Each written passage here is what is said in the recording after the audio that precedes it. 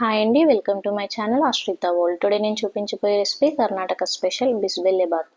ఒక ప్యాన్ పెట్టుకుని pan heat అయ్యాక 1/2 టేబుల్ స్పూన్ ఆయిల్ వేసుకోవాలి. ఆయిల్ బాగా హీట్ అయ్యాక 2 ఎండుమిర్చి వేసుకోవాలి. 1 టేబుల్ స్పూన్ శనగపప్పు వేసుకోవాలి. 1 టేబుల్ స్పూన్ మినప్పప్పు వేసుకోవాలి. 1 టేబుల్ స్పూన్ ధనియాలు వేసుకోవాలి. 1 టేబుల్ స్పూన్ నువ్వులు యాడ్ చేసుకోవాలి. 1/2 టీ స్పూన్ జీలకర్ర, పావించు దాల్చిన చెక్క, 2 లవంగాలు, 1/2 టీ స్పూన్ మెంతులు, 4 మిరియాలు. ఇవన్నీ మంచిగా గోల్డెన్ బ్రౌన్ కలర్ వచ్చేంత వరకు ఫ్రై చేసుకోవాలి. మంట మీడియం ఫ్లేమ్లో పెట్టుకొని ఫ్రై చేసుకోవాలి, లేదంటే మసాలాలు మాడిపోతాయి. ఇలా మధ్య మధ్యలో కలుపుతూ మంచిగా అన్ని ఫ్రై అయ్యేంత వరకు ఫ్రై చేసుకోవాలి. ఈ బిసిబెల్లెబాత్లో మనకి మసాలానే మెయిన్ ఇంగ్రీడియంట్.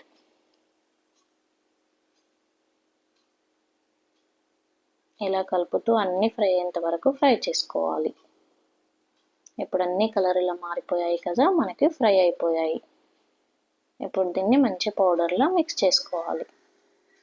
పౌడర్ రెడీ అయింది బిసిబెల్లెబాత్ కోసం. 1 కప్పు రైస్తో చేస్తున్నాను నేను ఇక్కడ బిసిబెల్లెబాత్. 1 కప్పు రైస్కి 1/2 కప్పు పప్పు యాడ్ చేసుకోవాలి, కందిపప్పు. మంచిగా కడిగి పక్కన పెట్టుకోవాలి. ఇప్పుడు కుక్కర్లోకి మనం కడిగి పెట్టుకున్న రైస్, పప్పు యాడ్ చేసుకోవాలి.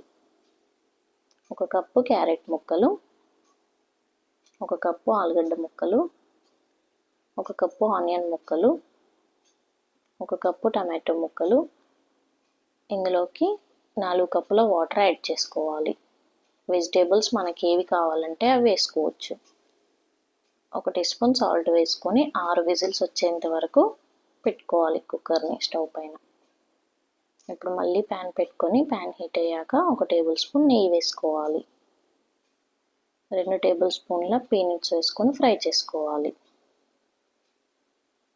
ఈ పల్లీలు మనకి బిసిబెల్లెబాత్లో క్రంచీగా మంచిగా ఉంటాయి. 2 ఎండుమిర్చిని వేసుకోవాలి. కొంచెం కరివేపాకు వేసుకొని ఫ్రై అవ్వనివ్వాలి.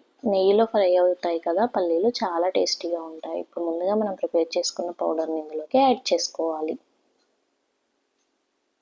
పౌడర్ అంతా మంచిగా ఫ్రై అవ్వనివ్వాలి. ఇప్పుడు ఇందులోకి కొంచెం చింతపండు రసం యాడ్ చేసుకోవాలి, 1 కప్పు వరకు. ఈ పౌడర్కి మొత్తం ఈ చింతపండు గుజ్జు పట్టేట్టు కలుపుకోవాలి. ఇలా ప్రిపేర్ చేసుకున్న పేస్ట్ని మనం ముందుగా ప్రిపేర్ చేసుకున్న రైస్లోకి యాడ్ చేసుకొని బాగా మిక్స్ చేసుకోవాలి.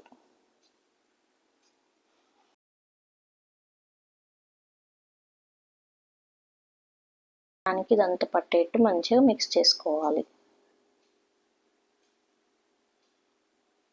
ఈ బిసిబెల్లెబాత్ అనేది కన్సిస్టెన్సీ లూజ్గానే ఉంటుంది.